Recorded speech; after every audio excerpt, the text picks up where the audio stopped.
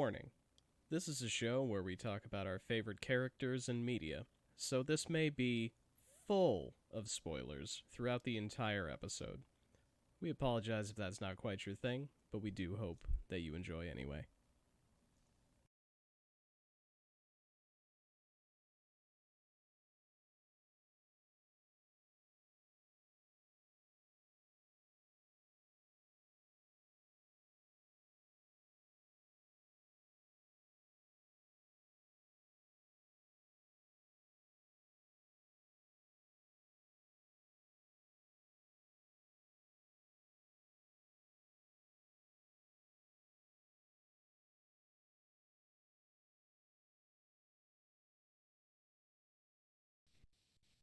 Hello, and welcome to Powered Casual Presents 5 Hit Lists. Today's topic, the most emotional video game moments ever. Ever. Period. Definitive list. All time? These are it. These are they. These are Since them. video games were born. Yep, Wow. exactly. So, and I do want to this is well, obviously there's going to be some sadness, emotions, the sad and anger emotions. Those are often strongest. Those are the ones you remember. But I'm sure there's going to be at least one or two of these on here where it's just like, no, this is just a moment I just thoroughly enjoy every time I play this game. When this first came up, I was like, oh man, sad moments. And then Ian did say that, and I was like, oh, you're absolutely right. Okay. So there are Emotional there are a surge couple moments. on my list that are more uplifting, like a swelling. Lest anyone think that you say that and they're like, what are you talking about? That's not Yeah. sad. What's wrong with you? Yeah. I liked it when they saved all the kittens. Okay, Yes. mine That wasn't sad. mine are all sad. That's the Mine- only emotion I feel. Mine are Oh, well. mine are mostly sad. Okay, cool. So, but yeah, but Ian and I are gonna cry in the corner. yeah. That's okay. Yeah, it's true. So, but to introduce who we got going on here, I'm Ian. I'm here every time. Below me, here almost every time, we have Sean. Next to me, over here, we have here, more often than not, Ark. And down in the last corner down here yonder, the person who is here for the first time, our special guest friend, Jekka. I'm a friend. Jekka is a friend. The person who came up with this idea. She did. It's true. 'Cause Yeah. it's like, it is funny, like, we tell people, it's like, hey, yeah, you want to be on this? And people are like, yeah, I'd like to be on it. And then there's this, like, yeah, guests get to pick the topic. And it's like, oh, no. It's an extra layer of pressure. Like, not only do you need to put on your face and actually perform for public, but now you've got to make intellectual things and set a status for everyone else to follow. But Mhm. I rise to challenges. And Rise, you did. This is going to be a good list. We're going to be talking about a lot of emotional moments. At least 20, in fact. At max 20, because some might overlap. Some might, yeah, it's true. Some might overlap. No, wait, because if it's top 5 and there's 5 of us, then at max 25, fuck it, whatever. Yeah. See, they're on. Oh, is they're- it- Plus they're- honorable mentions. plus honorable and- mentions, which Yeah. is As a guest, can we swear or is it a nix? Oh, I that's just fine. did, but That's fine. all right. You're allowed to swear. The rest of us can't. Yep. Got Yeah, it. the guest gets to swear. privilege. Yeah. Yep. Cool Yeah. beans. Oh, shucks. The honorable Oh, mentions bonkers. varies. Oh, Darn. beans. Brian isn't here, so we may not have 40 honorable mentions. I pushed myself, and I have 3. I really did for it. I have one and I already forgot what it was. Yeah, I've got 3. All right. I usually come in with 3. I don't want to. Honorable mention. Singular. I'm going to start adding shit to mine. Just you wait. Do it. You can. There's technically nothing Won't be a stopping pretty you. picture for yeah, it. there Yeah, won't be it any just won't be pictures. an image. Yeah. Yeah. I've done it before. I've added honorable mentions halfway. Hey, you through. rebel. Oh yeah. You've also. Well, we're not going to talk about. Well, actually, I'm trying to remember. Was Audible Spotify an honorable mention, or was that actually okay? Okay. Yep. That was So- not a pick. Oh my god, I would never. I've never lived it down for being an honorable mention. I would never live it down for being a pick. That was best soundtracks, wasn't it? It Yeah. was. Yeah, get and out. it was an honorable mention because I don't actually Jesus. listen to the soundtracks of games. So I'm stealing his square, whichever one it is. All right. So let's get started. Let's dive into some feels. Jekka, as the guest, you get to go first with your No. number 5. no, What? What? we start with Arc. We start with Because Ark. if Why? we go Is it 5, alphabetical? 4, 3, 2. Oh no! Well, 5, 4, 3, 2. Honorable mentions 1. Jekka gets to lead off the number 1 slot. Okay, I Sure. don't care. sure. The squares change around a bit. All the squares Yeah. but mine, because mine is the most And tell me important. it's any order, and I'll be like, cool. Yeah. I believe in. All right, so Ark then. You get to start off with your number 5. Okay. My number 5 is a video game that was very important to me and a whole lot of other people because it's real popular. The Legend of Zelda: Ocarina of Time. That game had some heavy themes in it. And overall, it was kind of a fun adventure game. But at the very end of the game, during the credits, Navi's like, "Peace, I gotta go." Your little fairy companion from the beginning of the game, and that Who you're so tired of at that point. I was never tired of Navi. Let's just say, is the emotion relief? Yeah, my guide, my precious guide. Yeah, no, the emotion. Yeah, I think that was kind of a big deal for me because some flavor of middle school aged. So I just completed this grand adventure, and it was well done. You don't know what you Yeah. got till it's gone. Solid. Yep. Makes you think. And then at school the next day, the teacher was like, "Hey, listen," and you just burst into tears. Yep. Yeah, precisely. Yeah. Good time. I mean, my fairy left. And I also remember when I was a kid being like, why did she leave? That doesn't make any sense. But I'm sad. But why'd she leave? And now I'm like, oh, it kind of makes sense now. He's not actually a kid from the woods. She was just sent by the tree to help him. And my God. Then I cried about it again. So yeah, no, that's what I got there for my number 5. Oh, I should open Twitch so I could see the cool photos too. Mm. Oh yeah, Oh, that sure. that is true. Yeah. And Oh, earn and- your Your power channel casual points. bucks. Oh yeah. Yeah, earn those up. Oh God. Oh God, what is this? I don't want HBO Max. Yeah. Yeah, you do. Yeah, sure you do. Okay. Don't you They're already new in have the HBO chat. Max? I might possibly be piggybacking off someone else's, but I would never, ever do that. Never. No, you wouldn't do that. Just a- I know you. Cool. All right. Ocarina, solid choice. So now it's Jekka's turn for number 5. Oh, now. Okay, cool. Get us, Jekka. I went ahead and titled each of my my numbers, and number 5 is "What Have I Done?" And this is the point in Shadow of the Colossus. Oh no, I saw this one online. Yeah. Surprisingly, not the part with aggro. Oh, even not though that. that one hit me too. But it's the point where you realize that these enormous behemoths that you've been systematically hunting and destroying, they do not deserve this. They've done nothing. They're peaceful, and you are committing genocide. Go you! Oh, Oh, whoops. that's a game I've not played yet, but that's heavy. Whoa. Oh yeah. No, Oops! it's And you feel so good about it too because they're massive. They're like They're these big and they're city-sized scary. things. Yeah. And it's such an ordeal to climb them and beat them and kill them that you feel really good about it until you don't. Mm. That sounds like some really good storytelling. it is. Hi, Mako. Hello, kitty. Yeah, just as far as like big game twists go, like that's definitely just up there. Can we not do this today? But it's cat butts Oh, time. we're doing it. Cool. Time Yep. for kitty butts. Yep. Great. Yep. Today's special guest. So that's my 5. All right, Sean, your number 5.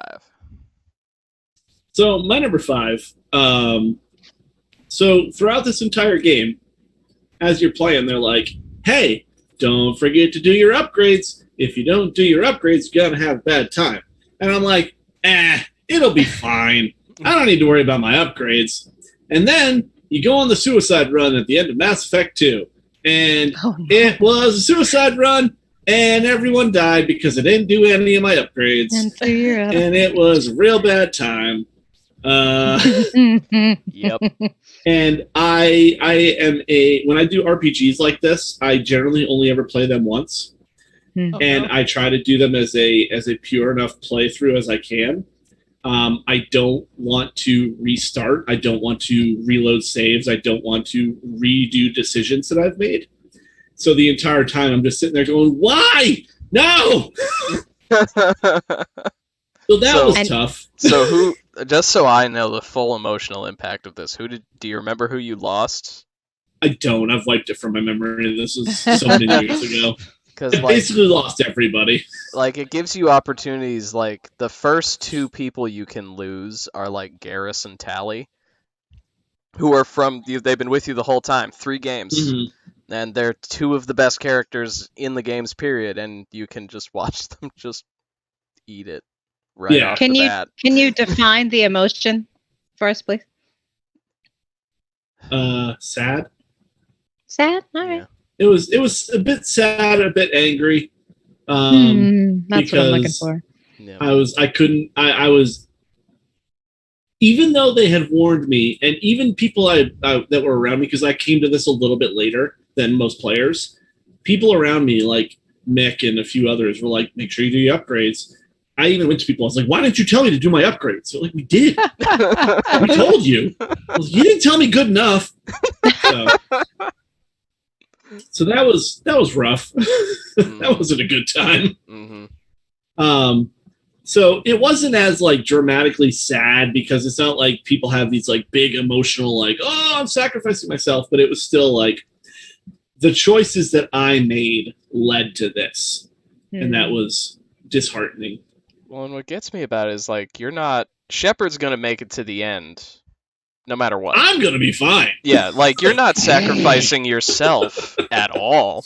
But you're just watching your party and your ship just drop like homies. flies. And there's nothing you can do about it. Yeah. It's not like QuickTime events. You can't save it. You can't. It's just a movie you have to watch. Yep. It sucked. I was pissed. Yeah, that's my 5. All right. So let's see. My number 5. Make sure I get the right thing here. So my number 5 was really what really got me about it was that it was really unexpected when it happened. And I can't really sum it up a whole lot, so I'm just going to put that picture there of Kirby lying face down in the dirt. And this is the Super Smash Brothers World of Light. That's what it was. Opening trailer. See, I messed around with my images and my titles, so Art couldn't guess what all of them were. Yeah, I thought that was like some kind of like weird egg from like StarCraft or something. I'm like, yes, a StarCraft egg. No, it's just Kirby's ass, and the emotion is lust. Yep. Good game, Ian. Yep. Thank you. Yeah, But I like, didn't know what the hell that was. But specifically, like, you're like, oh, I'm just gonna play the Super Smash Brothers, just the latest single player game. I'm sure this will just be like all the other Smash single players. It'll just be a thinly veiled plot until I fight Master Hand. No. The opening cinematic, you watch every single one of your favorite Nintendo characters die. Get melted. In order. And eventually the only one who makes it out is Kirby, because he manages to warp star himself out at the very end. And granted, some of the ways that some of these people die are great. Like Snake does the cardboard box thing. Oh, so good. But still gets dusted. And just watching them go, and I was like, oh no, not the Inklings, they just showed up. Gone. and it just took me by such surprise. Like after we've watched the opening cinematic, we're just like, I gotta go play normal Smash now and feel better about myself. I can't actually start this campaign yet.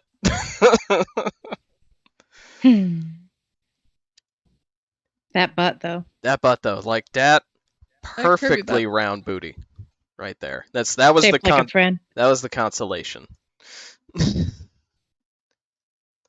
But, yeah, that is my number 5. Good choice. I hadn't thought about that.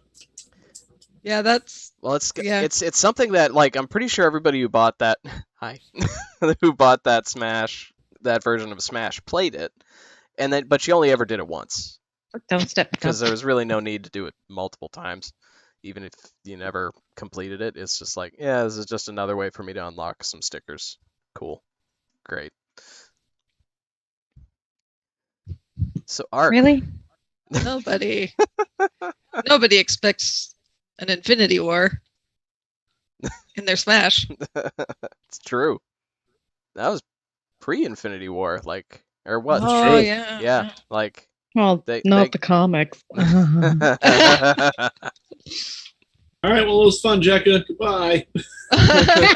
Oh, That's okay. Mako will finish me out. Yep. All right, Jekka, you're number 4. hmm Okay. Excuse me, cat, but I need to see my list. Right. Okay.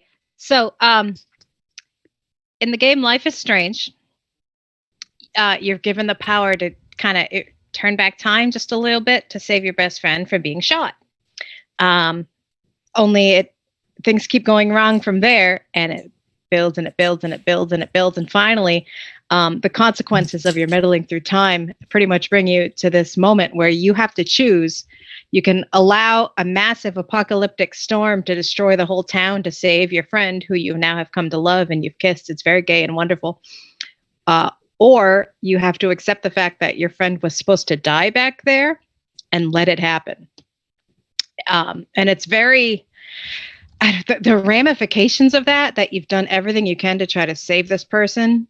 It kind of hits the same melancholy chord that Donnie Darko did for me, where at least you're given a choice and you've allowed this sort of bonus time to live longer than either Donnie Darko or in this case, Chloe was supposed to. But it is literally a choice. The game can go either way. It allows you either ending, destroy the town and leave with Chloe, or watch Chloe bleed out and the town is saved. And I chose one and not the other, and but boy, it fucking wrecked me. Yeah, like that needs of the many, needs of the few Spock situation. But you're doing it, and you did it the whole time. Yeah. I gotta play Life is Strange. I've heard. Not anymore. Now you know the end. Yeah, now I know the end. yeah. But no, I've heard like so many good things about it though. Overall, because of the constant decision making to save this friend. There are still some good twists in there, and like the you afterward. I mean, poor Max. Even after this, like not only did she have to go through everything she went through, and she had to choose to let Chloe die, but she also goes through some shit that's going to scar her for life. So there's still plenty of twists in the game that I won't mention that'll still shock your socks off. Mm. Yeah, heard a lot of very good things about that one. Cool. All right, Shocking. so my number 4. This is probably, aside from an honorable mention, which we'll get into later, is one of my earliest emotional memories from a video game. In the original StarCraft campaign, when you're playing as the Terrans, and Arcturus Minsk, that son of a bitch, leaves Kerrigan behind and sets off the entire chain reaction that leads to everything else for the rest of the StarCraft like storyline. Turns her into the Queen of Blades and everything. It sucked. I was so upset with that. I looked at this is back in the early internet days. I looked it up online and I was like, is there a way that I could have not done this? Like, did I do something wrong? Like, nope, that was just the way it was going to be. That was the story beat. That was just the way it had to be. But Kerrigan being abandoned was not a good time. I did not like that. No. Like, you get I don't blame you. She's hot. She's hot. You get a little bit of consolation in that you get to play her later in that same game as the Queen of Blades on behalf of the Zerg. Oh, and you just go destroy some Terrans. Oh yeah. Oh yeah. But yeah, no, you're just watching it at the very end, like the level has stopped and it's just Jim Raynor, Mengsk. Jim Raynor like screaming at Mengsk to save go back her. And get her. Yeah. And her doing the no, I'm okay. I can make it. Or, knowing she can't. Yeah. And then it would have been so much better if she had just. Well, I don't want to say it would have been better if she died, but like. I mean, StarCraft 2 would have been much more simple. Yeah. The whole universe would have been a lot more simple. But I like your choice of image here because this is actually like a flashback from StarCraft 2 of that moment from her perspective, which you didn't get in the beginning, and it still sucks. Mm-hmm. Fucking Mengsk. I hate that guy. He's a douche. Stop. Like he is I know we already did video game villains, and he is not half as bad as most of the video game villains that we did talk about. He's certainly not as compelling because he's just a tool. He's just a tool. He's just awful. He just sucks. I hate him. Fuck that guy. Biggest tools. Yeah, biggest tools, he'd be on the list. Mm-hmm. Yeah. Yeah. We'd find room for him. Yep. Good pick. Real good pick. Now I gotta back that up with something. Yep. Yes. So, not to talk about the Mass Effect series too much. We're back, baby. But one of the reasons why it is the first three anyway, are such a great, well-loved franchise is because the writing was really solid. And the decisions were really solid, good and bad. And for me, my number 4 is the death of Morden Solus. Mm-hmm. Because, not only this follows one of the biggest high points of the game, too. Like, you get to watch a giant sandworm take down a giant squid robot and just drag it down to whatever hell is in this planet. Like, you get to watch nature destroy a giant planet-killing robot. You get to save the Krogans and all this sort of stuff. You get to group them in to help save the galaxy. But Morden feels, if you've made the right story decisions, you get to watch Morden say, "No, Shepard, I'm going to go up to the top of this exploding tower, and I'm going to fix this problem that will save the galaxy. And only I can do it," and in his exact words, because someone else might have gotten it wrong. Had to be me. Had to be me. Those are the last words he says to Shepard before the elevator goes up. He's the guy that does all the work in the group project. Yeah. He really is. He really is. Like, whether or not you want him to. Not even just because everybody's being lazy. It's just like, I'm doing it. No, not just a group project. Every group project. But, and then he's just singing to himself at the end. And the real problem is, and I looked up an article to say it's like how to save Morden Solus. It's like, oh, sick. You can save Morden? Holy shit, because I have never saved him on any of my Mass Effect 3 playthroughs. But in order to save Morden, you have to fuck over the galaxy. You have to have killed Rex in the first game. You have to have destroyed a bunch of genophage research data in the second game.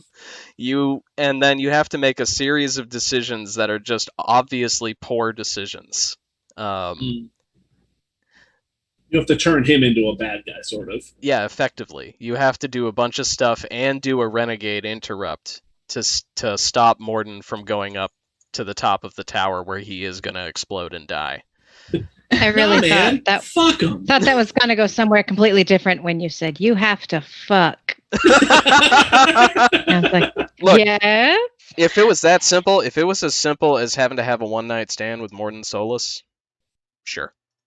Yeah, a bunch of us would have done it. A bunch of us would have done it accidentally.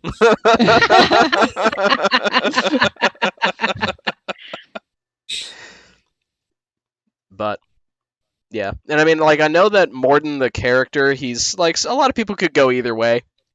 He is kind of annoying, and especially if you don't talk to him a whole lot in Mass Effect 2, like, a lot of his appeal just isn't there, and you're just like, oh, the frog died.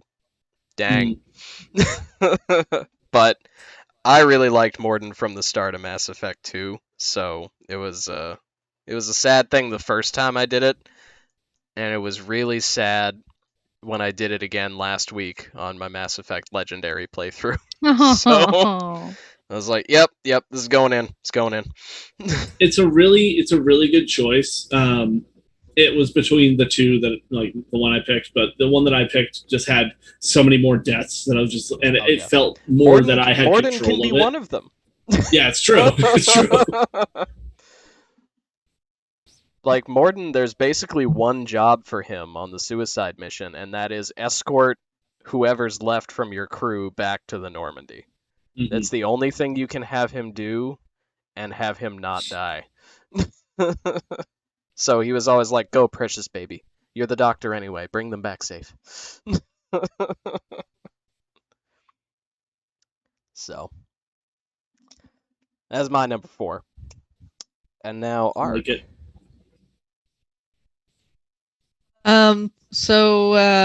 Pokemon Red and Blue. In those magical days when I was a child with a little Game Boy Color, I was like, wow, this game is great. I have tiny monster friends, and we're going to go on this fun adventure, and they fight, but everything's fine. You just take them to the Pokemon Center, and they're fine, and they love to fight, and this is okay. And so I went on my Grand Pokemon Adventure, and then I came up on Lavender Town. Yeah. Where you learn that Pokemon die. Sometimes horribly. Sometimes horribly. Sometimes they wear the skulls of their mothers. It's just what Pokemon do, I guess. So, just the concept of Lavender Town.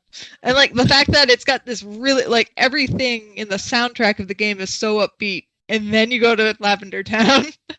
It's just this enormous buzzkill. It's like, oh, now I feel bad about playing this game. I don't know if it was meant to have that effect, really, but, like, it did. These Remember are the when graves of Pokemon. When we went as a group to see Detective Pikachu, and it opened up with him trying to catch that Cubone, and it's just in the field crying about its dead mom. And we're all like, yeah, Pokemon! Why do you do this to us? But Lavender Town was an experience.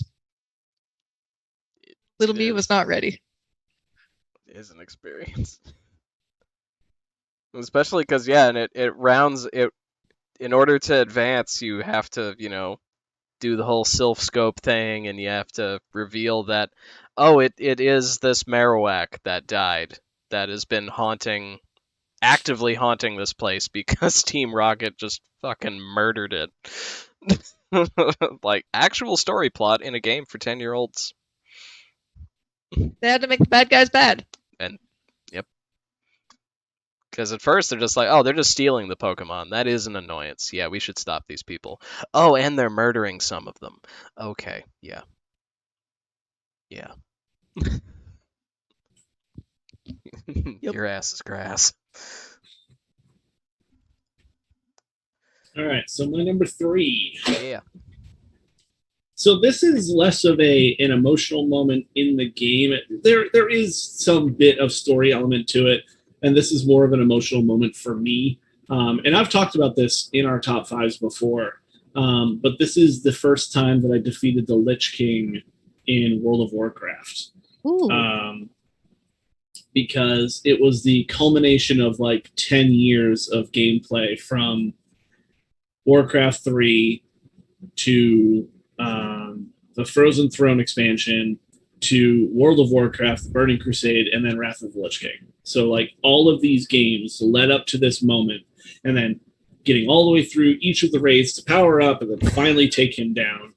And it was such a cool, like, cathartic moment.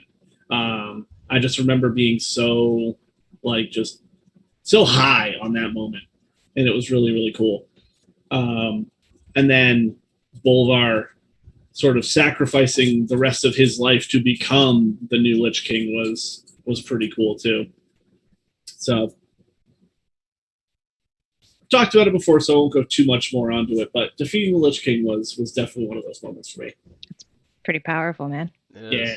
Because, he is so central to so much of the Warcraft plot for, from 3 on to half of WoW. Yeah. And even now, like, he's not part, well, I don't know how they've gotten into Shadowlands, but the current expansion deals a lot with the Lich King, like, mythos. So, like, he's still part of it. He's still part of that world. Like, you enter the Shadowlands by Sylvanas shattering the Lich King's helmet and then, like, creating a portal to the other world, like the Death World, essentially. Wow. It's wacky. It's weird. But, like, he's still part of it. He's still there. So, it's very cool. Good choice. Good choice. All right. So my number 3. This is also not necessarily a sad moment. This one was definitely, the two emotions were surprise and then lots of laughter. Terrible. Well, yes, we are. But in Fable, the original Fable, specifically the Fable, but the expansion pack where you get to do a bunch of post-game content. There is a subquest where you have to go and get the souls of a total of 3 champions, and they give you a good choice and a bad choice. Good, Paragon, Renegade. And one of them is you have to go find the oldest soul, the oldest champion soul. And so the good option is to go to an arena and fight a champion who's already dead, but is some kind of lich or revenant or some shit. So you fight him. He's willing to die. He's willing to give up his soul so that Albion can continue to be safe. He's already dead. He doesn't give a shit. Or you can go and fight your teacher, the Guildmaster. Man who raised you. The man who raised you, effectively, realistically, because your dad's dead. You don't know at that point, your mom might now be dead. Depends. Fable's got a lot of endings. But, so you have to go and you have to fight through like 4 waves of guards. They get tougher and tougher every time until finally you're face to face with the Guildmaster and he's like, "All right, bitch. It's time. It's time. The gloves have been on the whole time. Gloves are coming off. I will wipe the floor with you." And as he's giving this speech, you just kick him in the balls. He drops out of frame. You stab him off screen, and then you suck the soul out of his body. What? Exactly. Exactly. It happens in a cutscene. You've made it this far. You're ready. So all that build-up is just then a cutscene. Yeah, it's not a cutscene, and you just chump the guy. But the best. The best. I could break you, so leave it. Oh yeah, the whole time. Yeah.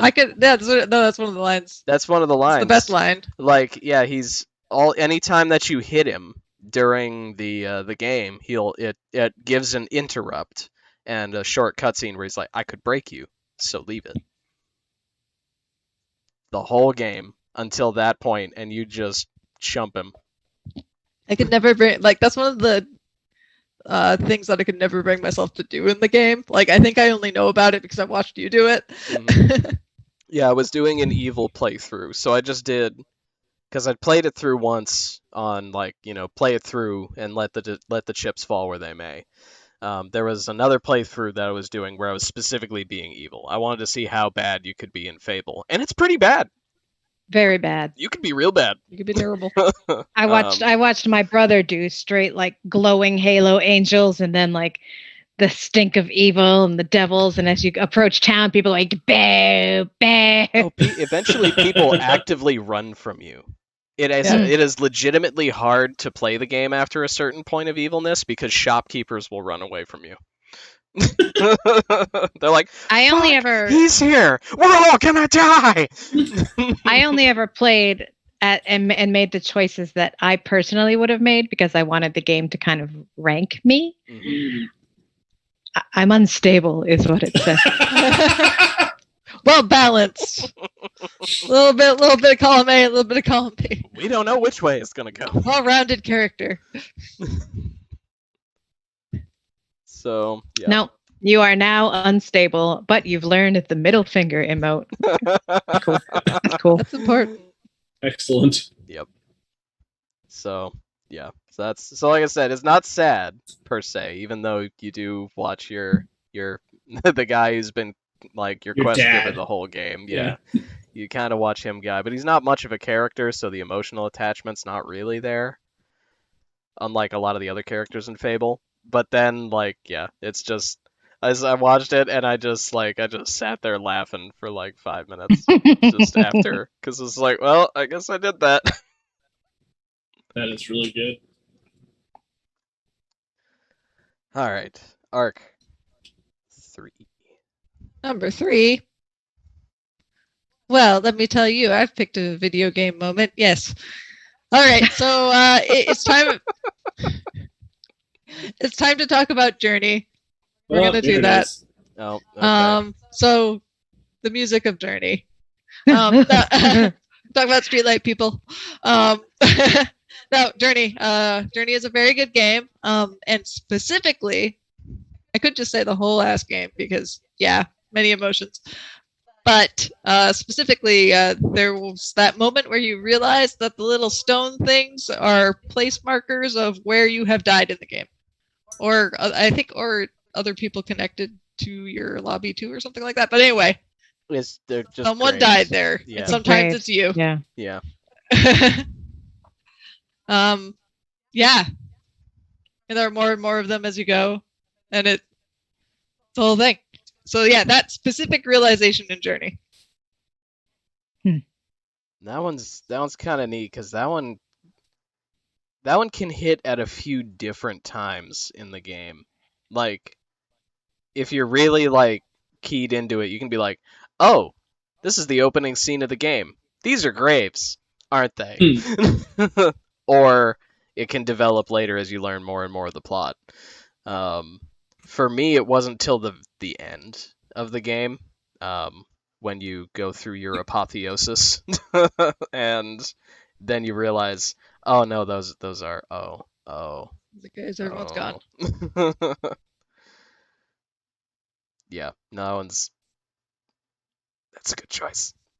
They did a lot of really just beautiful. They made that game a really beautiful experience without any dialogue. That's pretty incredible. That's an achievement for sure. Yeah. Mm. Journey. Good game. GG. GG Journey. All right, Jekka. Is it Journey? Light up our life. Give us some happy. Number 3. So we've all played enough games. I think we're used to like the starting tutorial prologue, where it's going to walk you through how to move. It's going to walk you through combat. You might get some hints of the story beats, but nothing big is going to happen until your daughter gets shot and dies in your arms in The Last of Us. No! Yeah, that's rough. And he's, baby girl, no baby girl. And she's, daddy. And you just holding the remote going, oh, she's not dead though.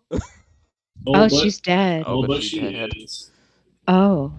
And it's just that it's a punch in the gut start to a game in which life is bleak and you have lost hope, and Joel is a bitter, angry man who doesn't know why he's still going.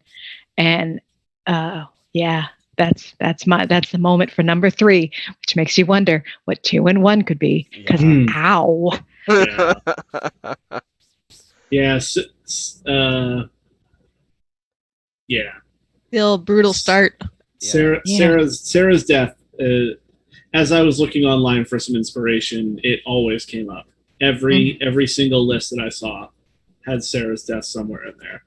See, this sort of stuff is why I actually haven't played The Last of Us 1 or 2. Is I don't like to feel that much constantly. I don't want to feel that. Well, But even Let's Plays that I've seen of it, I'm almost 100% of the time the Let's Player is like, and they just need to walk away for a while. Oh wait. I haven't all the stuff I talk about Last of Us 1 and 2. I haven't actually played them. I just watched them How? because I don't have a PlayStation.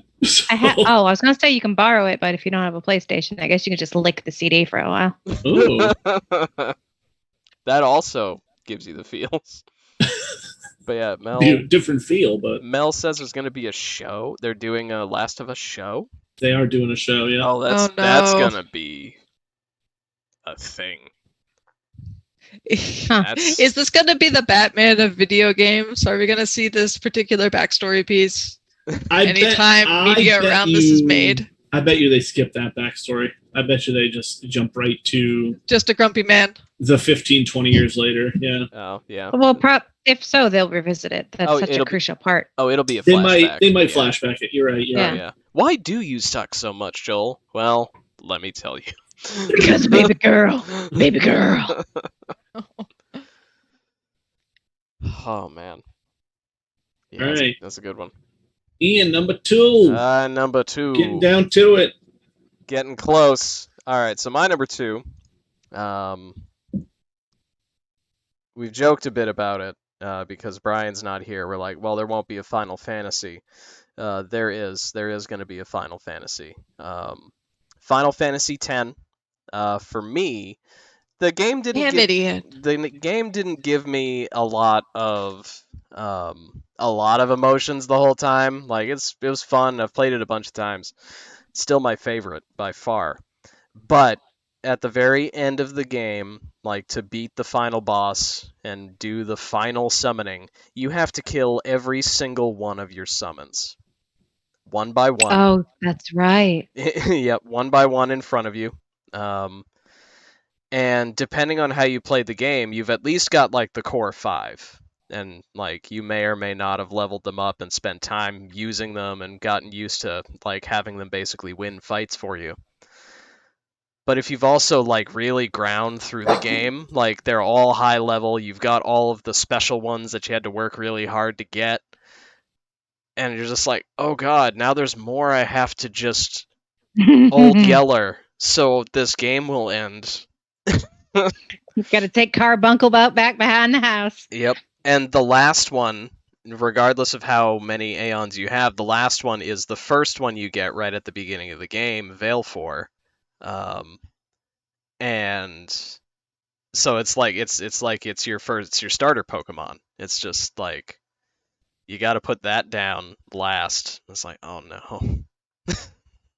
That one and I think the first time I played it, I had played it all day to beat the final boss, and it was late at night or early in the morning. I was in high school, so they were basically the same. And so I was tired, and it was just like, okay, I'm going to get a little bit weepy now over a Final Fantasy game.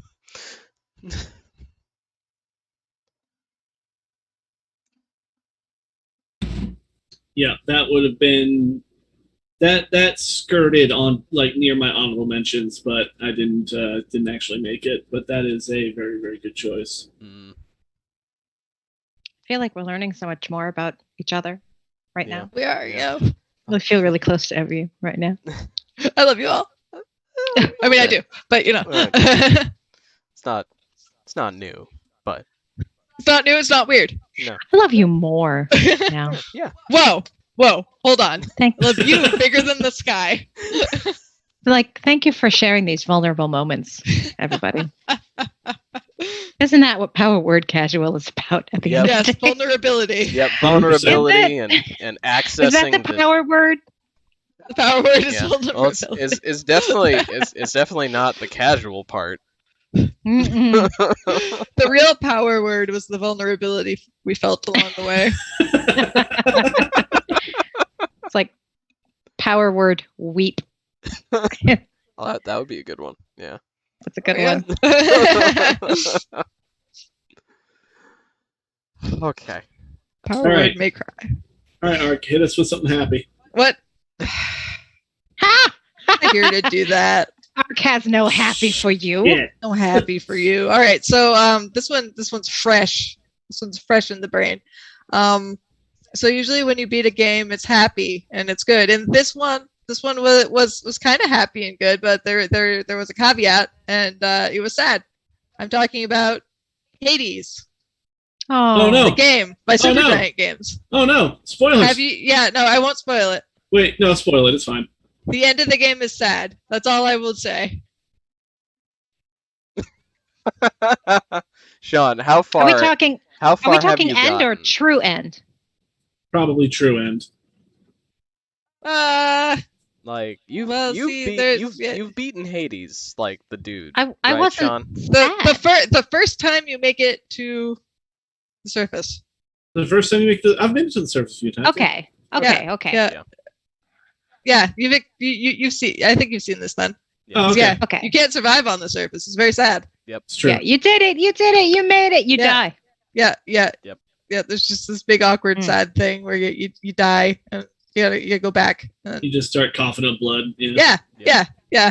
That hit me in the gut a little bit. Yep. So yeah, that's what I got. So Hades is also really great because it doesn't do what so instead of emoting with animation, it emotes with words. So Mhm. it's just a really good like written story kind of thing that you kind of experience and you get to know the characters and things like that. It does a good job. it does. I think. And excellent voice acting. Yeah. Yeah. Honestly. Yep. I think for me in Hades, you'll get there, Sean, but like sort of the mid true ending. Because the game has technically like three endings. 3 ending stages, I think.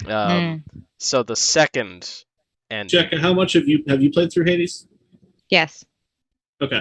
So I have just gotten to the point where I've found that Persephone is Demeter's daughter. That's where I am. Okay. Yeah. Okay.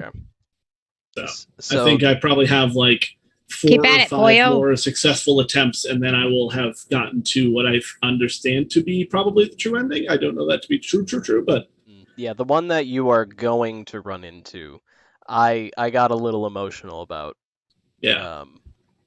So I think just the endings of Hades. The endings of Hades are all very emotional. Yeah, they're all The- very The various The- endings, yeah. The only one I haven't reached is Extreme Measures 3. Oh wow. Okay. That's the last thing I have to do. That And sounds and like I a lot. can't. Well, that's because it's a bastard. It's yeah. Yeah, I maxed out everyone's friendships and I'm like, I'm gonna take a break. Yeah, Extreme Measures so 3 pleased. is literally just like mega hard mode just because. Jesus H. It's like you're like, oh, another step. Oh, and the music. Oh, and I'm dead. Yep. Oh, and Yep. you're summoning? Who are you summoning? Oh, my dog. Okay. Oh, no. I don't want to fight him. Oh, I don't want to fight him. Yeah. The No. Skellies are pretty great, though. Yeah, you're right. those are great. Yeah. No, it's such a good game. Such a good game. Such a good game. And Sean, I'm glad that you finally picked it up after like I'm a glad year that somebody of us finally yelling told me to about get it. No one told me to. No one Sean, told I me. yell. I spent 6 months yelling about this game. Flip this.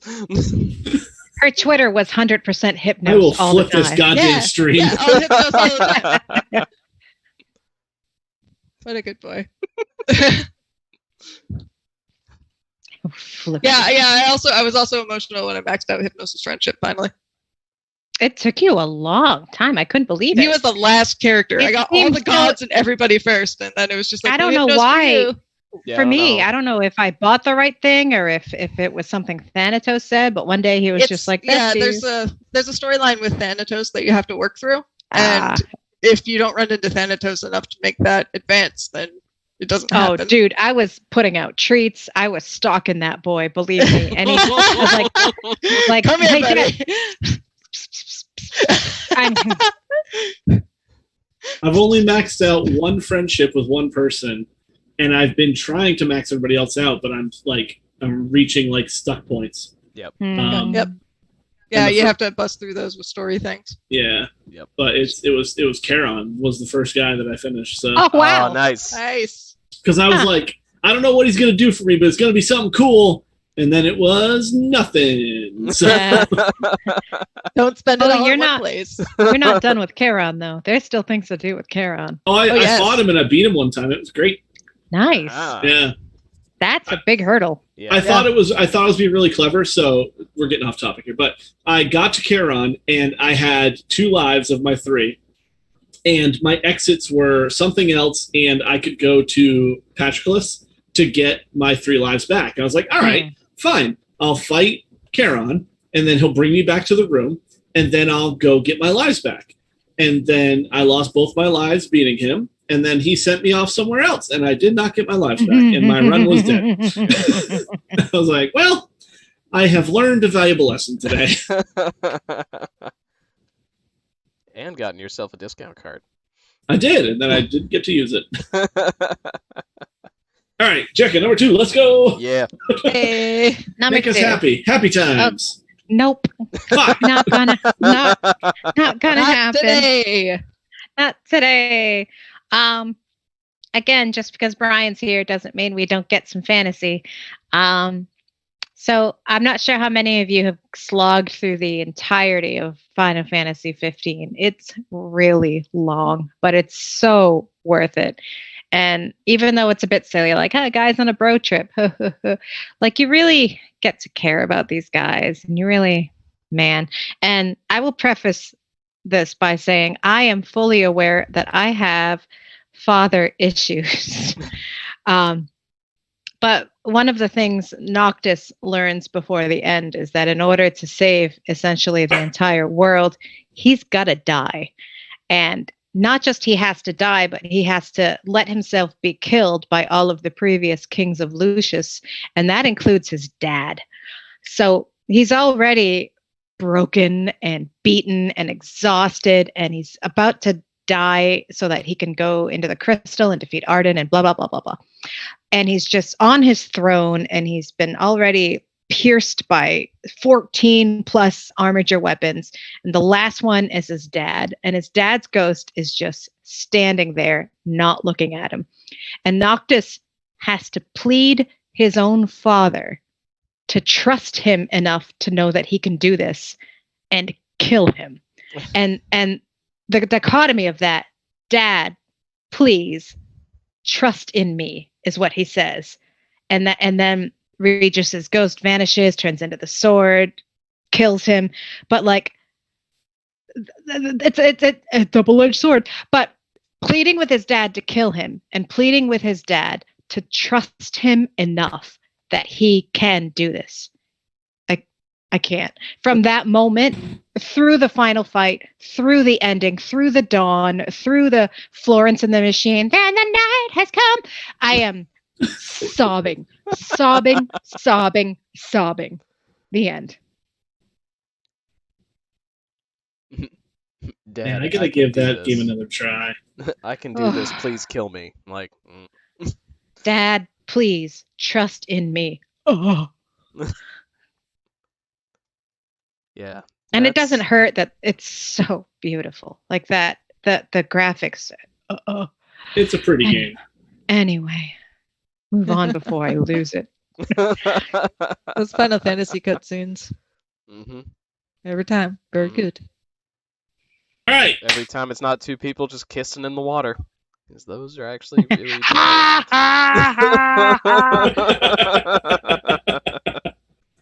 Oh, yeah, All that's right. right, the awkward laugh. I'm here to bring you some happy. This All is right. this is some of that upwelling emotion that I was talking about. You better not be lying. I'm not lying. I promise. Come That on, would be get back to really that'd be you. really funny though if I was. Oh my god. I should have. Oh. So, Next time. next time. Oh man. So the first time it's after the tutorial of this game, but the first time that you step out of Vault 101 in Fallout 3 and the sunlight hits your eyes and you just see the wasteland in front of you, it's just such a welling of emotion. You're just like, oh my, this world is so big, this is so cool, there's just so much to do. It looks so big, it feels like such a big world. And it really is. Like, Fallout 3 might be the worst of the three, like Fallout 3 New Vegas and Fallout 4, but it was also like the first of the first person shooter ones, so like that's okay. But it was the first, like, and you could argue that the Fallout 4 gets this as well, where it's that first time where you like go up the elevator and just like that sunlight. It's just such a cool, exciting moment. Fallout. And I'll just never forget it. I think in Fallout 4, though, it is not exciting when it happens. Because you've just learned that your husband's dead, your baby's stolen. That's true. And then, That's a like, good point. and then you come up, everyone in that vault is dead. And you come up and it's just Boston just fucked over in front of you. It's a bit more, yeah, that's a bit more dramatic, whereas this is more of a... No, this one's nice. This one's Yeah. like you said, it's just like, I got a life ahead of me. Yeah. Instead of, like, Fallout 4 is like, I'm gonna kill a man. fucking hunt them down, yeah. But yeah, the first time leaving the vault, and this was probably one of the first times I had really seen that effect where you just like you're blinded, and then it sort of fades in. Just such a cool little moment. I really enjoyed that. Cool. All right. Before we get into honorable mentions, you mentioned this is totally off topic. You mentioned the walk out and be blinded situation. I remember when my dad and I went and saw Terminator 3: Rise of the Machines, which is still one of the worst Terminator movies. There we go. Top 5 emotional moments in Ian's life. Yeah. Here we go. It ended. It ends with like they do all this stuff to stop Skynet from happening because it's a Terminator movie. Yeah. Skynet happens anyway. The world gets nuked, and there's a bunch of nuclear explosions and stuff. And the movie kind of ends on that note with like a bunch of fade to white stuff. My dad and I went and saw it as a matinee in the middle of the summer, so we walk outside the Cinemagic in Saco, and yeah, and it's bright ass white, and we're like, shit, did it happen? Was this actually just news footage? It's real. Cool. So. All right, let's mention some honorables, I guess. Yeah, do we want to...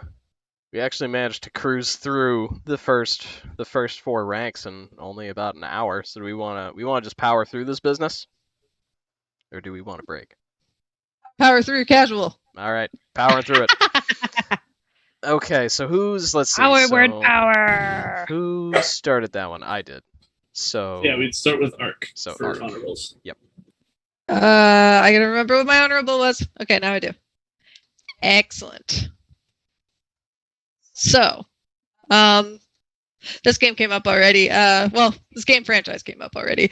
But Fable, generally, broadly as a concept, is an emotion thing, sorta, I guess, if you want it to be. I don't know. I don't have emotions. Anyway, you have emotions. But specifically, yeah, Fable 2 had this cool storyline where Teresa's running around and finding heroes and stuff, and one of them is Hammer. She's very strong, and very cool. But she's got a neat backstory, and I don't remember all of it, but I do remember going, "Yeah, I love Hammer." So, that's yeah, Fable 2. Good support characters, good heroes. One of these days, I will play it again.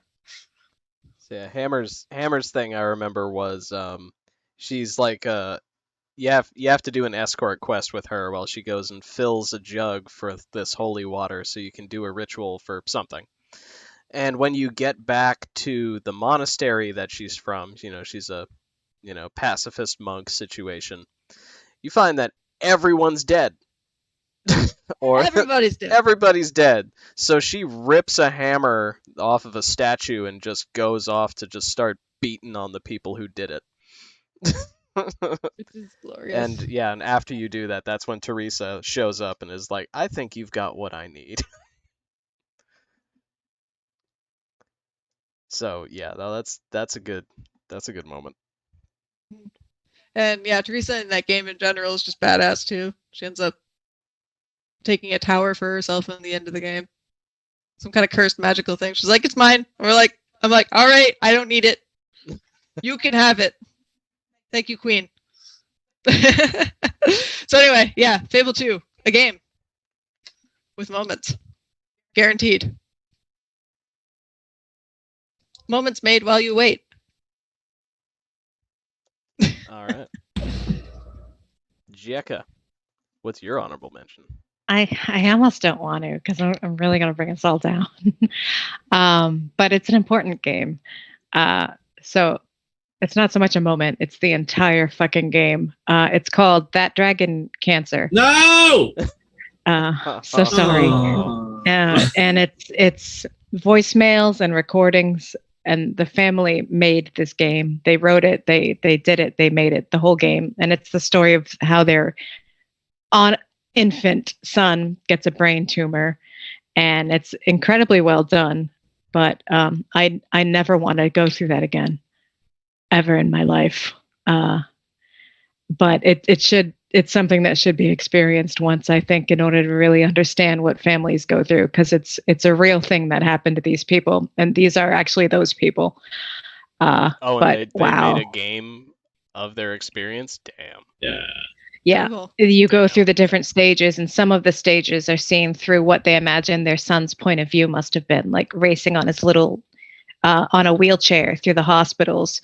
Or they talk about when he would be drugged to go through chemo, they think he would see these things and you see those things. But it goes through the parents fighting with each other, and there's a lot of, obviously, of metaphors. But in one, like, you're trying to navigate on this tiny little dinghy through this ocean, and the ocean is just, and it's raining, and the wife is screaming, "Get in the boat," and the dad is like, "No, let me feel this. This is all we're going to have of him. Let me feel it." She's like, "It's going to kill you. You're going to drown in this grief." And he's like, "But it's all I've got of him.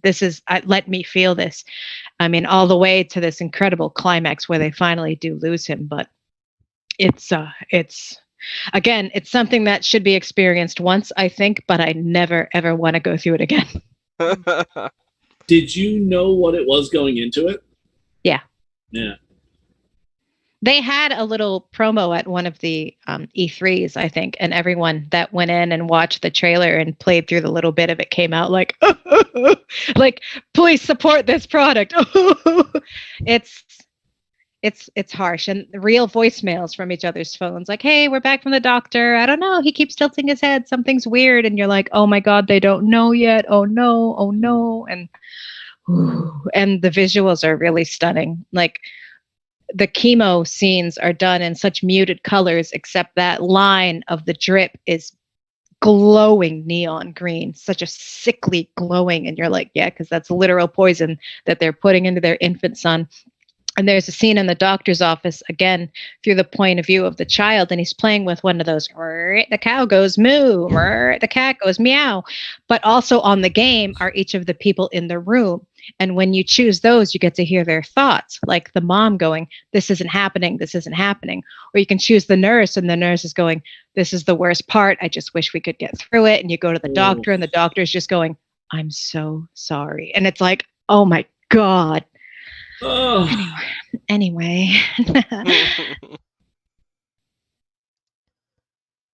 Why'd you pick this topic? Yeah, why is this?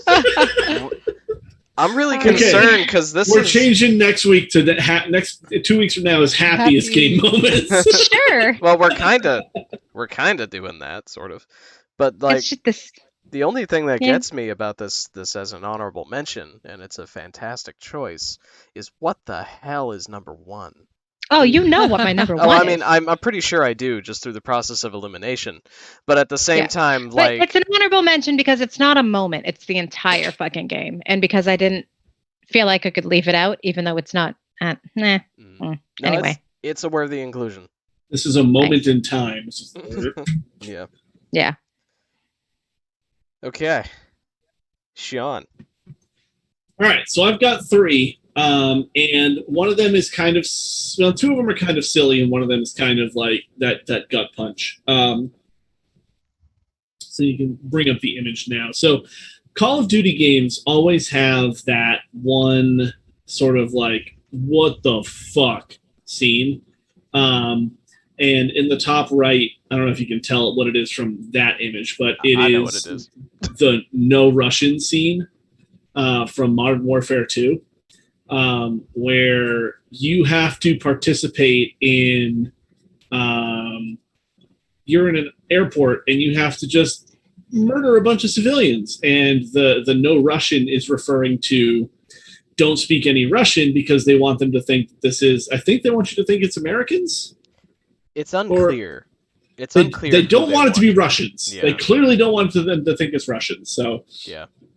And it's I remember this because when this came out, this is one of the reasons why this game got banned in a bunch of countries, including Yeah. Russia. But like, you don't have to participate per se. You don't have to shoot anyone yourself, but you do have to walk through the level to as walk everyone through it. else is. yeah, Hmm. it's very very messy. And that one, so you have to be more of an active participant, even though you don't have to shoot anybody. You have to walk through it. The other one that really sticks out is in, I think it's Modern Warfare 2.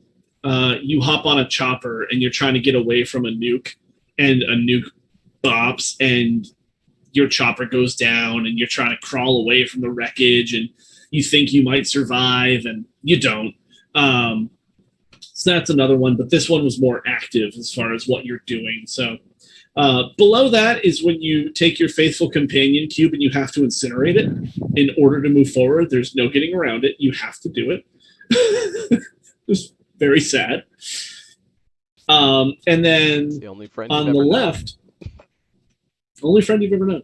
And on the left is James McLeod. Does anybody remember James McLeod? That's Mr. Fox, isn't it? That's Fox's dad. So at the end of Star Fox 64, when you beat Andros, after you destroy him, he goes, "If I'm going down, I'm taking you with me," and explodes and turns into a big white flash. And Fox goes, "Ah!" and dies. And then you hear the little radio crackle, and it's your dad going, "Don't ever give up, my son." And Oh then, no, dad stuff. and in the most ridiculous voice you've ever heard, Fox goes, "Father?" And then he leads you out of this like tunnel thing, and you have to follow him. You have to follow him very specifically. And I think canonically he's still dead. I think it's like a ghost that leads you out, because Yeah, he goes he's off in one direction and you fly leading out. you back through the tunnel. Yeah. I get it. But it's just always that's my very first memory of like a moment where I was just like, "Wah!" Period. That's his very first memory. Yeah. Period. That's the first thing Sean can remember in his entire life. But that's the first like gaming memory where I was just like, "Oh, okay, this is something that'll stick with me for a while." So, All right. Cool. those are my three.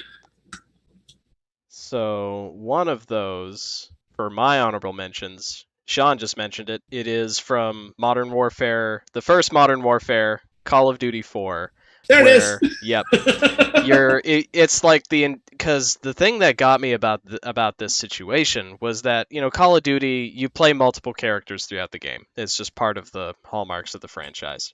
And you're used to just popping into one character, into another, and those characters really don't ever die. They may die, but they'll die off screen or something. So you're playing this U.S. Marine sergeant for like the first third of the game really consistently. Like a good chunk of the game is just him, and you're doing basically Black Hawk Down.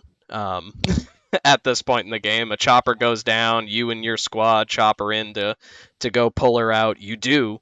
You run with her on your back into an awaiting chopper. You're successful, you take off, and then this shit happens in the back window. And like Sean said, you crash, you crawl out of the chopper, and the only thing for you to do is crawl across the ground until you die of radiation poisoning. Huh. And then the next mission They starts. make you think you might make it. They make you think. Yeah. And the next mission starts with your character's name on a death toll on a screen, while the SAS character you're about to play is like, shit, that happened. So, I'm glad you remember it more vividly than I do. oh, it's one, because for me this was one of the first times where I played a game where your character dies. Mm. Period. Like, Yeah. this isn't like a game over, you did the level wrong, or oh wait, but there's a mechanic where you don't die or you're saved at the last minute. Like, this is it. And that character meant to die. that Yep. character does not appear in any other Call of Duty game because he's dead. So that was actually going to be my second honorable mention, because it is very similar to my first honorable mention, which is the beginning of Mass Effect 2, where Shepard dies. And that one, it's the same sort of situation. It's going to happen no matter what. But this happens 2 minutes into the game. 2 minutes. You're like, yeah. I was real confused when that happened. I was like, what? Yeah. And you're just spaced. The Normandy gets attacked, torn to shit, and Shepard gets spaced. Suit's got a leak and dies. Mhm. And you're just like, I literally just made my character. I just imported my Shep from Mass Effect 1. What is going on? So, same sort of thing. Like, that one, it was just shocking because it just happened right off the bat. And my third honorable mention, Sean also mentioned Briar. What? It is Wavelengths, baby. It is part of the suicide mission in Yeah. Mass Effect 2. Specifically, though, the part where you save your crew. Where if you do the mission with the urgency they tell you to, and you can... The thing is, yeah, Sean may have lost most of his active crew and the Normandy shot up pretty bad, but I'm sure you actually saved most of your crew members when you got to the Collector base. Maybe 1 or 2 people get dissolved, but everybody else gets out. However... No, I'm pretty sure all my guys said. See, that's the thing. If you play like a min-maxer, like I tend to be in these sorts of games, where I can redo decisions, I went and maxed out everything. I got my crew super loyal. I went and like got all the upgrades for the Normandy so the Normandy wouldn't blow up. I was ready to do the suicide mission and survive. This mission has 3 outcomes. If you go in guns blazing real early, like right after, like revenge time, you will probably save all of your crew except for 1 or 2 NPCs who are scripted to die. You don't know them, it's fine. If you only do a couple of missions, half of the crew's dead. But they show a couple of crew members that you may have made attachments to dying. Like one of the engineers dies. Your yeoman, like the person who tells you you have email, she dies. Kelly, that's the character's name. She dies. But then the rest of the crew comes out. You save like half of them. And it's a double bummer because those characters do not appear in Mass Effect 3 if they're dead. But if you're real Tool and you took your time saving your crew from being dissolved, only the doctor survives. And she pops out of one of these pods and just looks at you and says, "What the fuck took you so long?"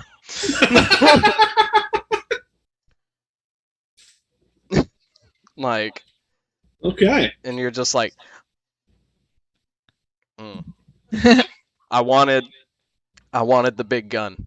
That's like, I wanted the big gun. Maybe I wanted did new save a bunch of shoes. them then. yeah. Maybe I did.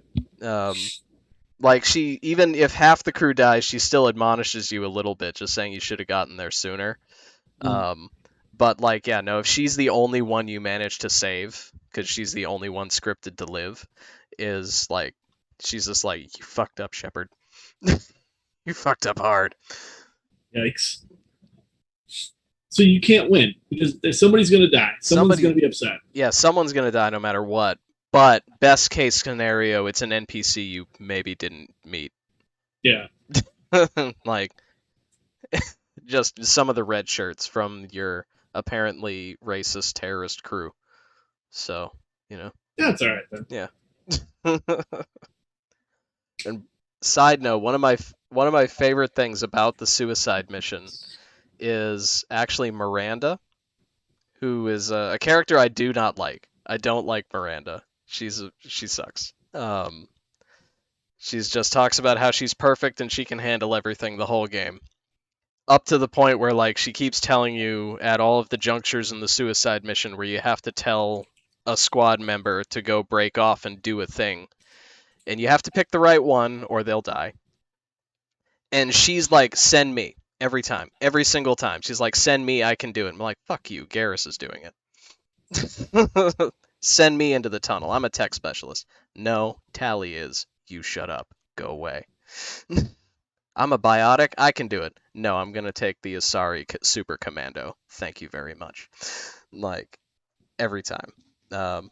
Yeah, Mel says that, yeah, Miranda can die, and that's fine. I just had my cat shaved and I can't stop looking at her. I'm sorry. Oh, She's got this big Athena. saggy belly, and Talk it's the about- cutest thing I've ever seen. Talk about Oh, she the just feels. laughed. I'm sorry. Put her on Anyway, blast publicly like that. I thought of two happy things so that you can stop worrying about me. And I'll do them real quick. One is you get to boink the god of death. That made me really happy. And two was when Raymond showed up in my campsite in Animal Crossing. I literally shrieked. That's all. Thanks. Bye. those are To be fair, you get to those are boink. quality games. You get to boink the god of death in Hades. Yeah. What? It was in Hades. Play your cards right. Mm-hmm. Boink, boink, boink. I get it. Hold on. Get my switch going here. What have I missed? Okay, so Yep. Ark, your honorable mention. Whoa! Yeah. Arc started. I Ark already, started. yeah, I already would did like this. you. Yeah, I it would was like you to Fable tell 2. me again about Hammer from Fable 2. Let me tell you about Hammer. Girl hot. Okay. Go hot. Okay, all right. So for reals, Jekka. Okay. Yep. Surprise to no one. Surprise to me because I don't know. Okay. Yeah, you do. Really? Do I? You probably do. First of all, Arc. Number 3. What's wrong with you? Yeah. Journey is number 1 every time, no matter what. Here's the thing. For me, it's the end, which is also the beginning. Journey is made very specifically. They don't tell you how to play. The game starts. There you go. You figure out how to move, how to make little beepy noises, how to jump. You don't know what you're doing. You don't know what you're doing. You have to wander and try and fail and try again and learn. And as you go through the game, there is a point where you realize that what you have to do is climb a mountain and die. And you know this, but it's what you have to do. And the end is such a buildup of slogging up this mountain and the driving wind, and you're so cold, and the frost is dragging you down, and the music is intense, and you're dying, and your steps are slower and harder and slower, and then you fall, and then you're flying, and you've done it, and it's bright again, and it's airy, and you're flying, and the music is swelling, and it's, for me, it's you know what you're supposed to do with your life. You know exactly what you're supposed to do with your life, and you do it. You succeed. You've done exactly what you were born to do. And even the song name is Apotheosis. I was born for this. And that's something I want so bad, to know why I'm here and to be able to do it. That I can't reach that point of the game without breaking down crying. I can't even hear that song without breaking down crying, because that's what that point means to me. It's not I won the game, yay. It's you start out knowing nothing, not even how to do anything, and then you learn what you have to do, and you learn that it's going to be hard, but you do it. You learn what you were born to do, and you manage to do it. So that's an insight into me, huh? No, I think that's a really great read of the game. Like, I think that's what makes the game so sophisticated. Like, you put it into words. I haven't been able to put my finger on it, but I'm like, I have feelings when I play this. What is this? It's that, yeah. I've watched a lot of behind the scenes with the directors and the writers and the music writer, orchestrator, composer is the word. And like they straight out admit, like, yeah, it's phases of life. It's we wanted it to work that way, that when you first start out, there's no manual to this shit. Good luck. And it that's exactly how it rang for me, and how it's hit me every single time since. And I replay it a lot, and it's never been less powerful. Yeah. And you, like, in the fact that, like, failure is part of the game. Like, you're supposed to, like, not in the way that it is in, like, a roguelike like Hades, but it's like you're gonna stumble, you're gonna start over again. It's not, I don't think it's a game that anyone is going to get to the end of on their first play. You've got to experience that at least a few times. Right. And the first time where maybe you're playing on the network for the first time, and you run across another little dude. Yeah. And like, you don't know who this is. You'll never meet this person, but that's a real person out there somewhere, and you can part ways and never see each other again, or you can help each other, or you can chirp at each other. Oh, man. Show each other secrets. Journey. You can beep at each other. So good. Moving on. All right. All right. My number one, I've gushed about this before. And specifically, this will be the ending of The Last of Us 2. With Abby and Ellie just beating the piss out of each other, and just wanting so desperately for them to just stop, because they're both wrong, they're both right, and I just want it to stop so badly. And I felt so powerless and so sad and so down in that moment.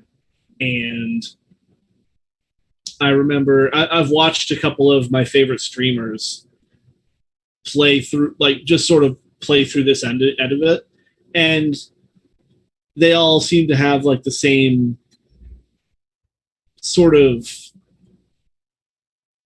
emotional roller coaster that I do, where you're just like, oh, come on, stop, could you not please just stop? And then everybody just gets so down and dejected, and it's such a sad,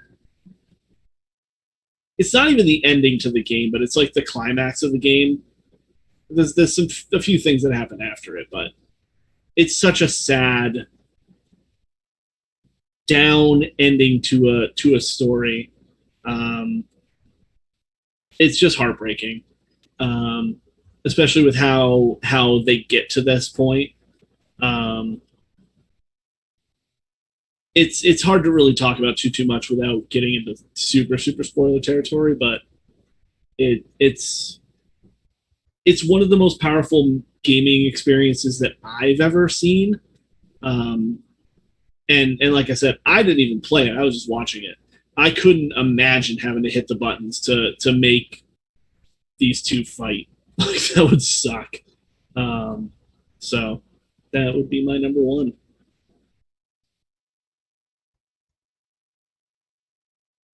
Yep. And this time it's not a cop out by picking two characters. So I'm happy for you. Wow. What a Sean out. backhanded. I'm out of here. Oh no. Oh, I gotta. Oh no, I broke the thing. I'm sorry. I gotta I'm fix this. sorry. Where does this go? Where do I go? It was for the memes. I go there. It was for the memes, and it was good. It was a good meme. Shit. There's that. Okay, there we go. Some weird ass Tetris going on. What? Yep. Yeah, this is. I was on top for a hot second. Felt great. All right. We're in public. Jack, calm down. I didn't mean it like that, but okay. So what am I even doing here? My Number one is Journey. Good man. Yep. Good man. Because like the moment that Jekka described where you're climbing the mountain and you know you're gonna die. But you don't know when.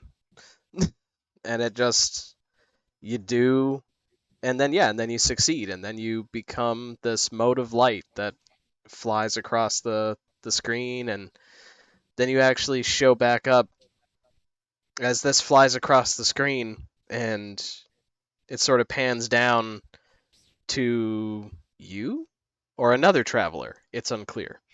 At the beginning, and you can start the game over. And it's the exact same as the beginning of the game. It's the same angle, same, yeah. Yep, and it's perfectly cyclical. And that was for me the moment that I realized that all of the standing stones that you start the game near are graves. And I finally, because the game, as you go through, you realize that you're one of the last members of a dead civilization. Dead and dying. And this is your pilgrimage to find your way out of this life. And you do. And the fact that, you think back to the beginning of the game and you're like, oh yeah, I did see another flash of light come off that mountain at the very beginning. That sort of told me that's where I'm supposed to go. And you're just like, okay, so these are all the people who didn't make it. But I'm still here.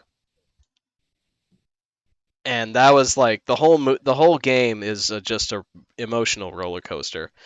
Especially the literal part where you go through one of the most fun levels in the game. Yeah, that part's awesome. Where you do a long sand slide and you're in constant motion the whole level. It's really fun.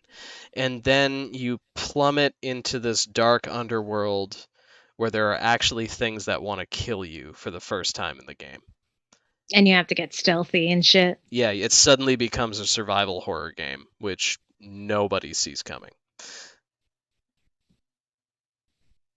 And just all of that wrapped up into a ball with that beautiful music and the beautiful visuals. And it's just, for me, it's specifically the end of the game that does it for me. That cyclical going back to the beginning after you, I don't know, become an angel or something. It's unclear what happens.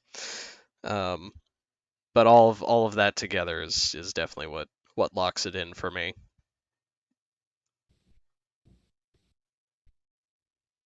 We've all talked about Journey so much. We could talk about except Journey for Sean. more. It's not on Sean's list. Also, Ark, if it's not your number one, I think that means Ian and I are married now. Yeah, I think that's how that goes. Yep.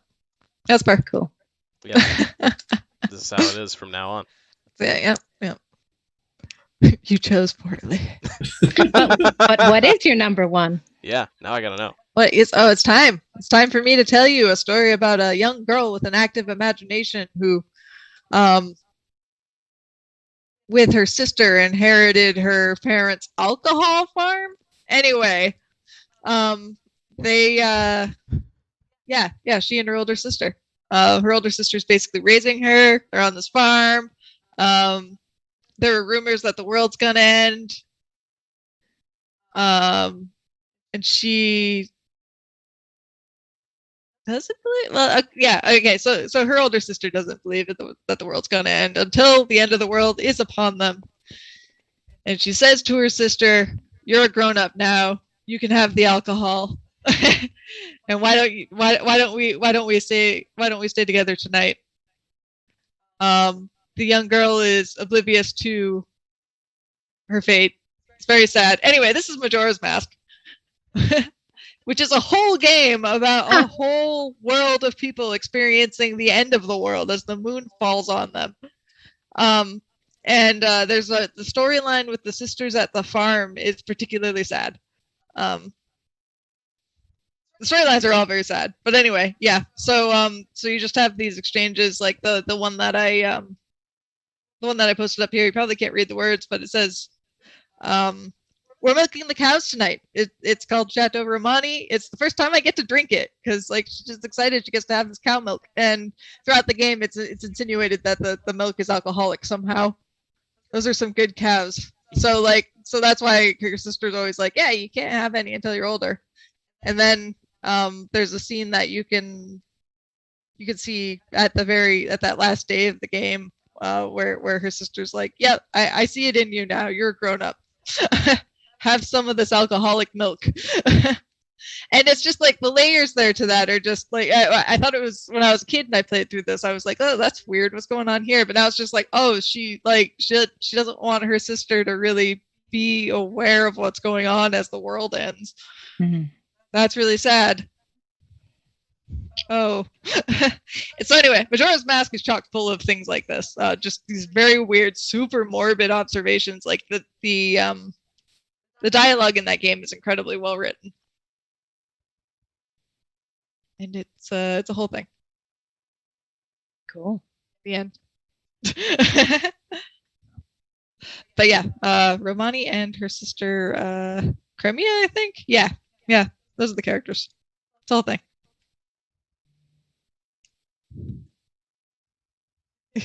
I gotta admit, I had no idea where you were going with that at the start. I didn't either. It's good.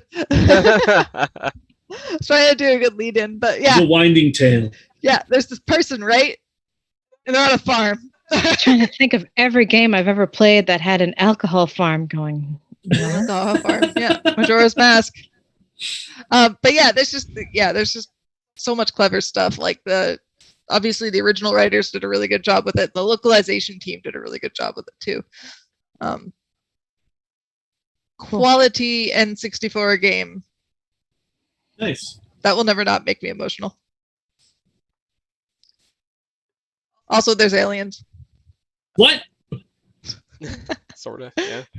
Yeah, and an urban legend about a haunted copy of the game. Yeah. There are creepypastas about this actually, but anyway, no, like there are the whole Ben Drown saga. Yeah. Wow, I hadn't thought of that in a hot minute. Anyway, the same little girl, Romani, she's like, "There's aliens. Help me get the aliens." And her older sister's like, "Yeah, no, there aren't any aliens. She's just being weird. But if you stay with her and do this mission, you do actually end up taking out a bunch of aliens that come to the farm. If you fail, if the aliens make it to the barn, they abduct the cows and they abduct Romani. You just see her going up into the spaceship. And then you have to deal with her very depressed older sister after that." Seems wild. If the moon's gonna hit the Earth, though, isn't that kind of for the best? I mean, technically, yeah. Well, I think she ends up back at the farm the next morning, but I think Romani ends up back at the farm in the morning, but all she won't talk to you. Shit. Okay, she just doesn't talk to you anymore. I think that's really sad.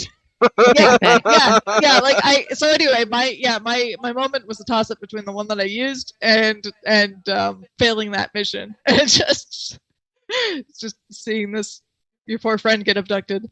Man, like I thought, I didn't know Majora's Mask was going to be on here, and I thought, when I saw, It's so sad. the whole game in general is real sad. I remember I still actually haven't beaten it personally because I remember I haven't gotten very far at all because I got the 3 days in and I wasted my time and the moon fell down and destroyed everything and I stopped playing. Well, and that's the thing about the game. You have to waste your time and have the moon fall several times. Yeah. And like when I was playing it for whatever reason, I was just like, nope, I can't sit through doing this over and over again. And it was just like the fact that the world has to friggin' end several times before you figure out, oh, I can just dick with time. Yeah. Yeah, and that mechanic, I thought going into it originally, I thought it was going to be really annoying, but it really wasn't. Like, it's a very well done game. Especially for one that Nintendo had to, like, for whatever reason, they had to throw that together pretty quickly. So, like, it uses a lot of assets and stuff from Ocarina. Ocarina, yeah. But, like, it's just still so good. Like, they managed to make something that was just still really thoughtful. It just didn't have the sheer amount of gameplay that Ocarina had. Ocarina had more hours of gameplay, but this one had just more raw feeling.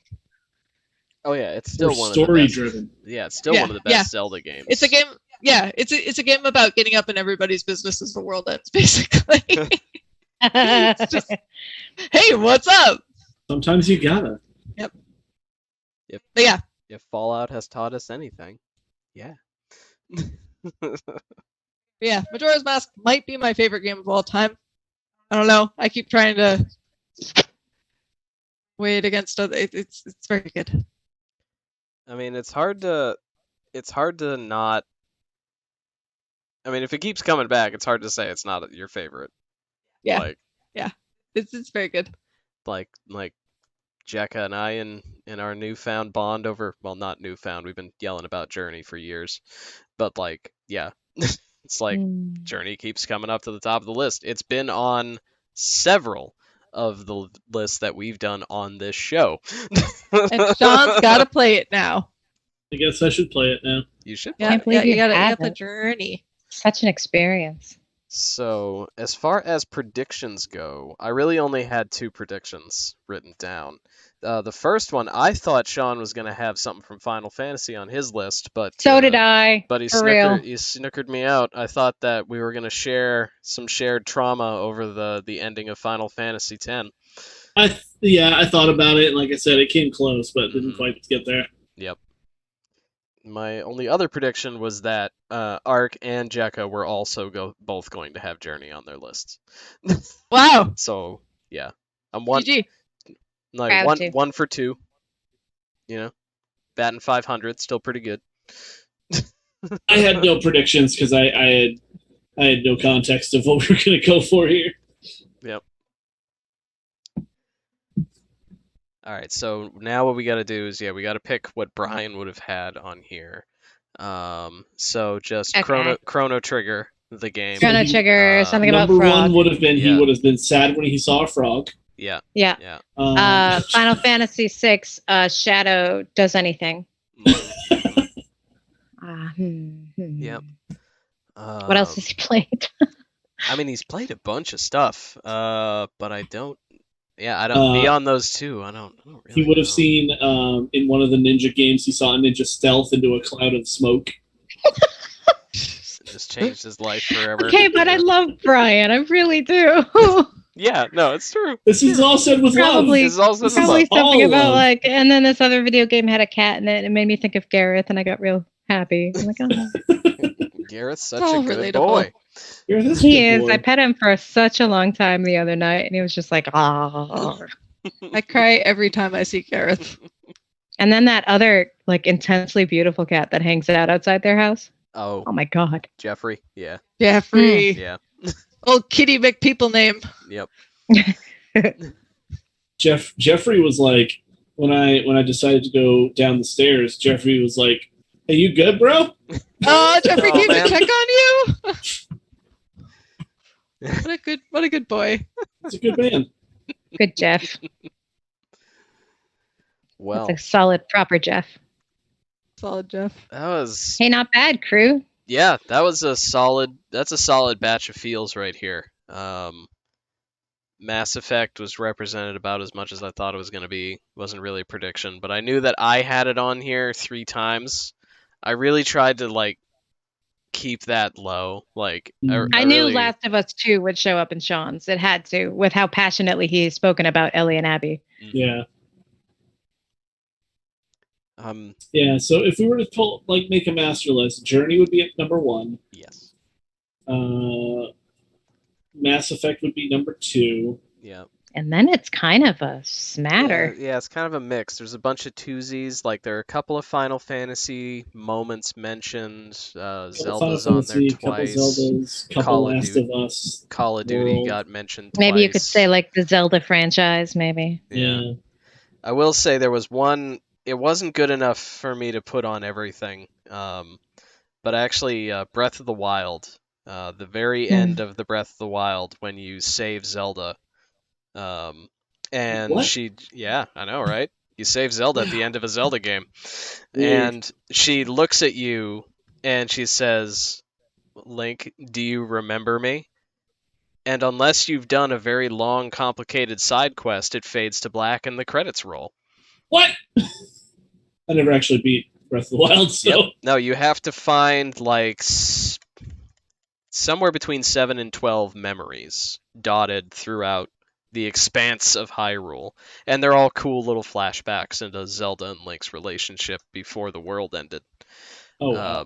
It's actually really cool, and I think I've on my current playthrough I've found all of the memories, but I haven't actually gone and beaten the game yet, so I don't know what Link's answer is, if there is one.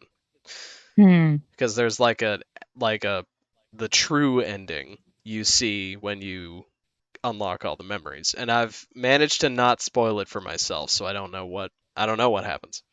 Oh boy. But yeah, like even just at the end there, like knowing that the first time I played through, I didn't find all the memories because some of them are just a pain in the ass to find. And there's like that's it. She's just like, "Do you remember me?" And I mean, part of you is like, "Yes, of course I remember you. You are Princess Zelda, the character for which this franchise is named." But then you're just like, "Well, shit, does he? Dude's had amnesia for most of this game. Oh no. Oh no. Oh no, what if he doesn't?" And now I'll never know. Unless I actually pick up Breath of the Wild again. I'm pretty close. Like, tried to do one of those just do absolutely everything playthroughs, so I'm more than equipped to go beat Ganon again. I just haven't done it.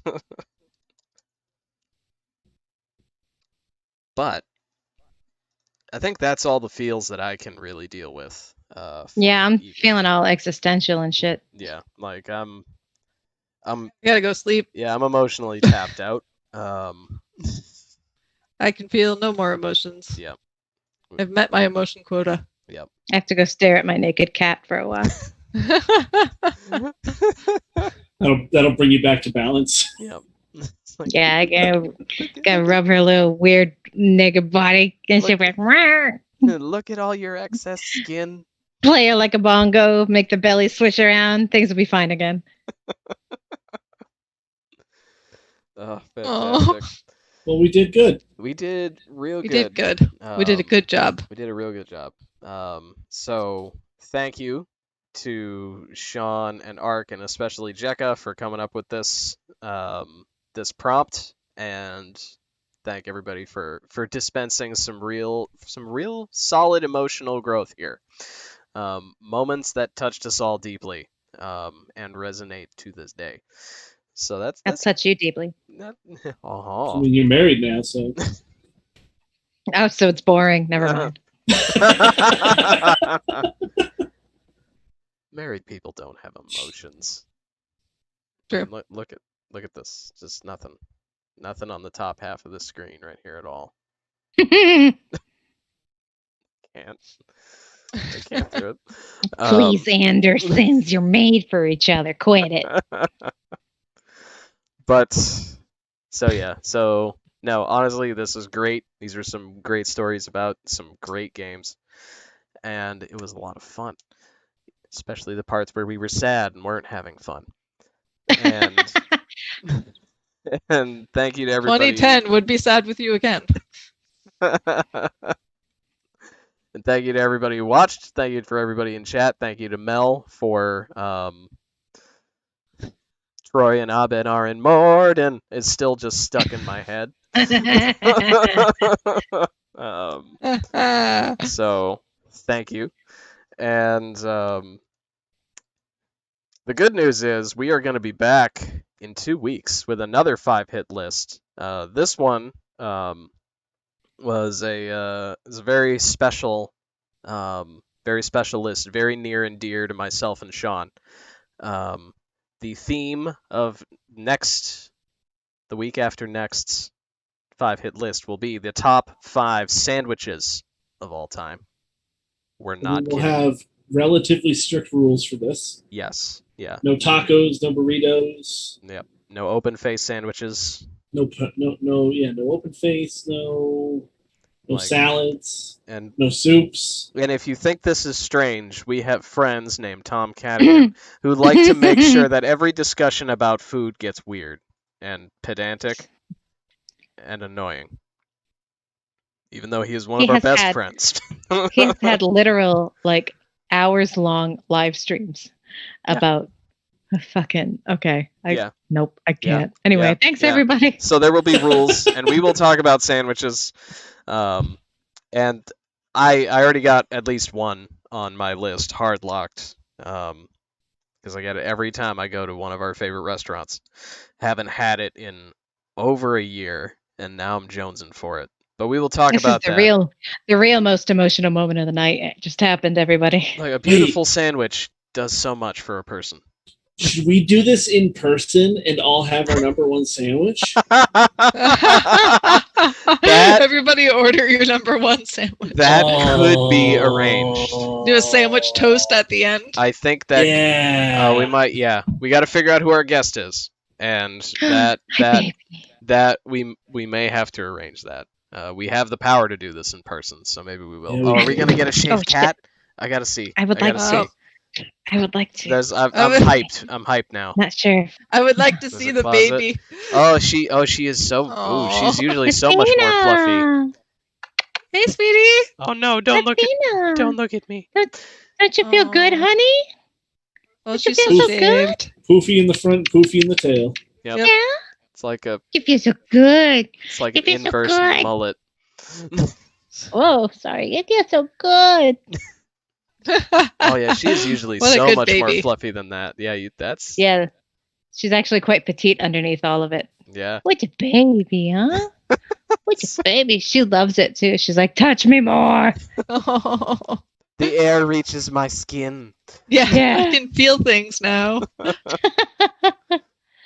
Okay. Anyway, so thank Be you. pretty for the camera, boo We're gonna be back talking about sandwiches in 2 weeks. Until then, I believe we're actually gonna play some D&D on Monday. So Belly, belly, belly, belly, so- belly, belly. here's looking into that. Saggy kitty titties.